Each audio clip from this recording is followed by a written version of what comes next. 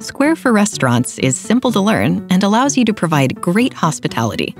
We'll cover all the basics of the POS system, from clocking in, processing your sales, adjusting your tips, ending your shift, clocking out, and end-of-day reports. At the beginning of your day, clock in with your 4-digit code. If you work different jobs, select the correct role for that shift.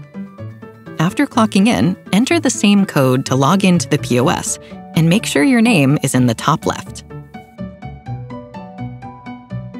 During service, swipe left or right to see the different sections.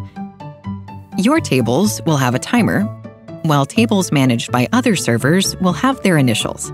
When you're ready to take an order, tap the table and select the number of guests so you can map items to the right seat.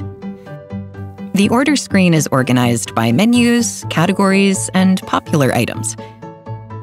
Solid colored buttons have more food items inside. It's also easy to switch between the different menus. The search bar is a quick way to find items by name. When adding items to the check, you can make adjustments with the quick modifier buttons and add any necessary notes for the kitchen or bar. You can remove or repeat added items. If you need to comp or avoid an item, click the items and select the reason. Out-of-stock items should be removed from the menu. Hold down the item button to remove it or list how many remain. If a table wants to split the bill into multiple checks, select the items that will go on the separate check. You can add as many checks as needed. If a customer orders drinks from the bar while waiting to be seated, create a custom check and add a name and notes to easily identify the customer. When they are seated, move their check to the right table. When closing out a check, guests can pay in full or split the bill into multiple payments, like if they want to pay with a card and cash. If you need to reopen a closed check or issue a refund, you can do so on the transaction screen.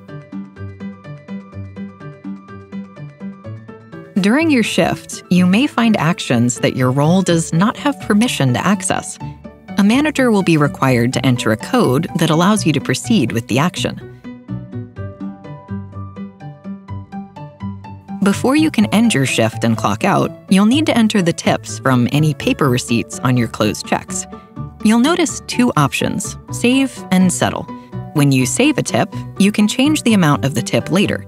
When you settle, it finalizes the transaction. If you have guests still dining, you'll need to assign those tables to another server so that there's no lapse in service. Now, you can run your shift report, log out of the POS, and clock out. If you are a manager, once your team members have completed their end-of-shift actions, you can run your close-of-day report, but before you can proceed, you'll need to close any open cash drawers. Once you're all set, tap Run Close of Day. You'll get an overview of the sales and other information from that day's service. The more you use the Square POS, the faster you will get and the easier it will be to use.